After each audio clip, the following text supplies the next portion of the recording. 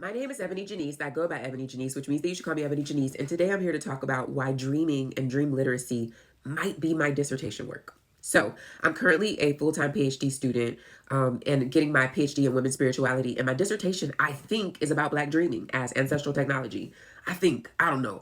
I don't know. But here's where I am. I'm doing deep, thick work around this. Okay, so I am calling this work dream literacy because I believe that it is a recovery of ancestral technology, and it is quite possibly one of the most profound tools that we could access that could help us both on our journey towards collective liberation and also individual actualizing. And what I mean by dream literacy is it is quite verbatim that dreaming and documenting our dreams and then learning to read them.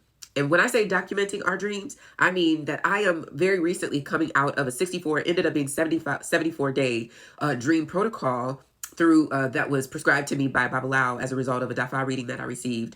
And so I was in this Obatala dream protocol, prayer protocol, where every single night it was supposed to be 64 nights. It ended up being 74 nights, but 74 nights documenting my dreams to the extent that I had documented over 290 dreams in that time frame.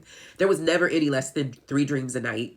I maybe at the most there were like 6 or 7 dreams on certain nights, and I was waking up every single time I would wake up from a dream. I would document it, I would go back to sleep, and then I would wake up in the morning, and then I would upload, and download, spiritually, and upload all this information to this document, this over 500-page document that was talking about, like it was documenting how I went to sleep, what were my routines and rituals before I went to sleep. Did I pray with a food on my head? Did I take honey and pray for sweetness? Like what, literally all the details and specifics of what I did, and then what the dreaming looked like, on that particular night. And so it's like this deep, thick dreaming archive that I really was building as a dreamer, but as someone who has been documenting my dreams, but never that thick before. And being called to that kind of archival really kind of sparked where I already was in my dissertation thinking around Blackness as its own religion, but really just trying to dig in even deeper to find the subject, really thinking about dreaming, like Black dreaming as actual technology, as actual literacy, as actual information.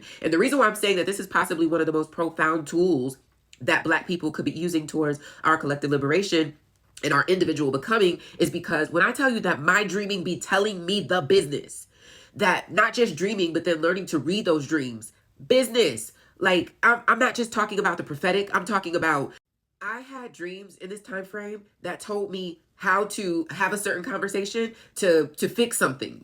I had dreams during this time frame that was telling me go this way, not that way. I had dreams that made it crystal clear that a major move that I was about to make, that I was going to the wrong place, that I need to be going to this place. So dream literacy is really like this profound thought process that I've been thinking through, that I believe sincerely, and I'm of course I'm thinking about this as a dissertation level research project, but that I believe just based on the years of me doing this dream focused work. Mind you, I launched Dream Yourself Free 8 years ago.